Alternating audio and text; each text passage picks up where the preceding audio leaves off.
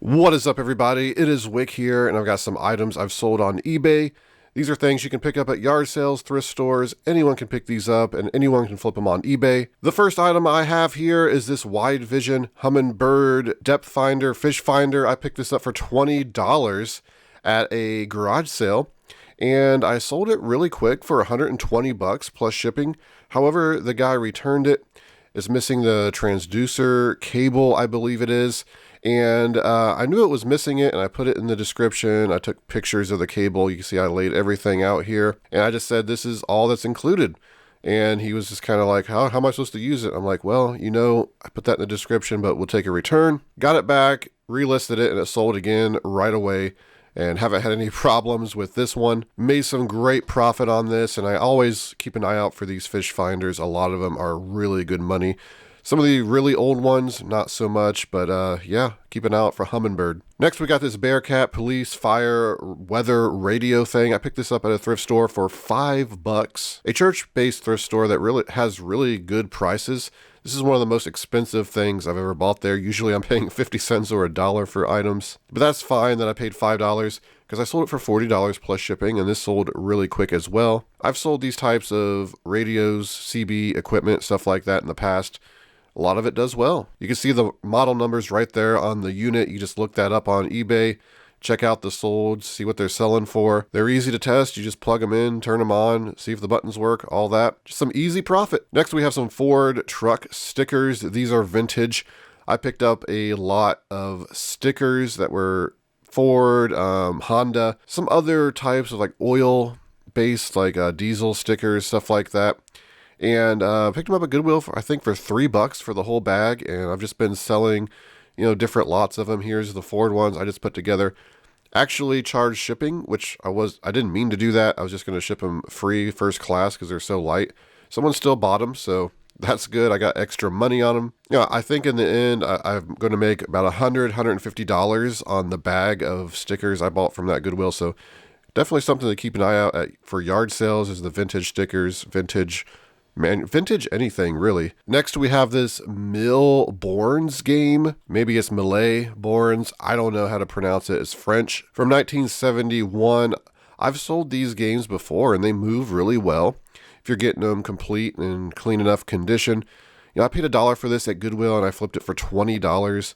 Ship it free because it ships first class. I recently saw one of these at a Salvation Army, and there was so much black mold on the box that it was almost completely black, the whole box. It was ridiculous. I guess no shame there. They just put it on the shelf. So I didn't buy that one. But, when I find them in good enough condition, I'll buy them, make some extra money. Here we have this Breadman bread maker. Sold this for $49.95 plus shipping. These are pretty easy to test as well if they're complete and clean and they're a model that actually moves. And I'm getting them for about $5. Then I buy them.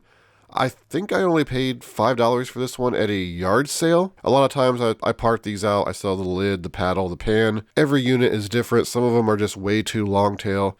So be very picky if you're buying these things. Otherwise, they'll take up a lot of space and you'll sit on them for a while. This was a pretty interesting pickup, this Stetson hat. I paid $3, $5 for this, I think it was. One of them, I have another one I paid $7 for. I'm not sure which one's which at this point. It's in pretty good condition, but you can see this picture's not doing it a whole lot of justice. However, I sold it for $34.95, and somebody paid like $16 to have it shipped. This might have been the one that went to like Montana and ended up getting lost. It was a P.O. box. The buyer wanted me to ship it back to him, and I was like, I can't ship it back because it was never sent back. And then eventually they got it and everything worked out, and they were very happy, they said, with the hat. I have to say, it's kind of weird. Within like a month, I found 2 Stetson hats, especially since I've never come across any Stetson hats in the wild. But they have models on them, tags on the back, so you can look them up and kind of figure out how much they're selling for. Now here is another Stetson hat I sold, and I sold this one for $49.95 plus shipping. I believe this is the one that went to Montana, actually. This was in even better condition than the last one, and again, I don't know if I paid $3 for it. I don't know if I paid $7 for it. However, either way, it was great profit in the end. This was a great flip. This is a Vietnamese to English Translator. I'm already getting flashbacks that I've done a video on this. I know it was in a haul video, but it seems like I've talked about this before. If it was in another What Sold video, where here it is again. But I paid 99 cents for this at a St. Francis, and I sold it for $129.95. This was just in a basket filled with a bunch of junky calculators. I was digging through it. I spotted this. I looked it up and I'm like, wow, that's really good. I was really worried when I was testing it because I put batteries in it and it wasn't working. And then I just tried another set of batteries and then it started working. So I was relieved because I'm like, yeah, I really wanted that money. And anytime I go to the St. Francis thrift store, they just overprice everything. It's not even good stuff.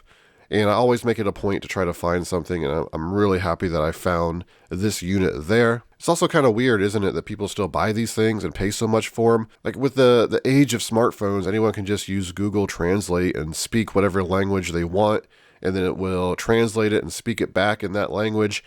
And yeah, it just seems like these little weird handheld things would be obsolete. I'm just happy it sold. Here is a Bose unit I sold. I know this wasn't in any video because I lost the footage of that vlog for that day when I found it. I picked this up for $5 at a Salvation Army and I sold it for 80 bucks plus shipping. The physical condition of this was not good. If you can see in the photo here, it looked like somebody drilled some holes in it, probably to mount it to a rack or something. I plugged it in, it turned on, the light came on, and that's all the testing I done. Of course, I disclose that in the description. I think I still offered returns on it, so if somebody did buy it and it didn't work, they could return it. It was a small unit. I think it fit in a regional A box, so it was pretty easy to ship. But Bose, anything Bose is good money. If you're getting it at the right price, always pick up Bose. Even some of the cables can sell for $50 or more. Here is a Wii Fitness Bundle that I sold for $100 plus shipping on eBay. I picked this up at a yard sale for $25 and it had, I think, 3 more controllers and a Wii Sports and a Donkey Kong game. I sold the Wii Sports separately for $30. I sold each controller for around $35 each on Amazon. I think I just threw the Donkey Kong game in my game collection, and then we just lotted up the Wii Fitness and used that in the title. Sold the rest of it for $100. I can certainly recommend, if you're buying Wiis and Wii Fit boards and all that, to kind of bundle them together, because there are people looking to just buy the Wii system just for the Wii Fit board and everything like that. So yeah, I made some great profit on that. Next we have this Mighty Ducks hat, vintage hat from the 90s. I picked this up at a yard sale for 25 cents. I priced it a little high because I wanted to keep it. I've had these really strong urges to start collecting vintage hats, vintage sweatshirts and clothing, because I feel like it's one of those things that it would just be cool to have like a really awesome collection. Because this is so 90s, the big letters, the Mighty Ducks, all of that stuff, the colors. But I'm like, you know what, I'll list it for more money than what it should sell for. Now, some of the Mighty Ducks hats do sell for even more than this. It just depends on the logo and the rarity of it.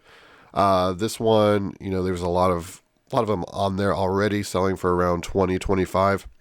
I priced it $30 plus shipping. Someone eventually bought it, and I was really sad to see it go. I don't know what I'm going to do with these urges that I have to collect vintage, if I'm just going to succumb to them and just start collecting it, just start throwing it all in totes. I don't find a whole lot of like really awesome, like what I would call gems or grails. And also, you know, in 20 years, what am I going to do with this vintage stuff? Is there going to be even a larger market for it, or is it just going to die out and no one's going to want it? Who knows? And then finally, we got this item right here, this Bezer Wizard game. I paid $1 for this at Goodwill, and it's the compact version. There's like a full board game version, just, you know, maybe about that big. Sold it for $25 plus shipping, and it's a pretty good flip. I like to buy these little like card games and sealed games that aren't worth a whole lot. This one is worth selling by itself, but a lot of the card games that only sell for like maybe $8, $10 that I'm paying $1 or $2 for, hold that stuff all year and then lot it all together. If you get like 10 card games, you can do a lot and use keywords like Christmas stocking lot or something like that, and people will buy them up. Just because you find something for $1 and it's not worth selling for $8 on eBay, and because of shipping you only make $1 or maybe not even that, doesn't mean you can't make money on that stuff. If you're thrifting enough, you're finding, dollar card games that are brand new all the time. But there it is. There's some items for you. I hope you enjoyed the video. If you did, please hit the like button for me. Make sure you're subscribed to see all my reselling videos. You can find me on Twitter, Instagram, flipping_junk. And this has been Wick. Until next time.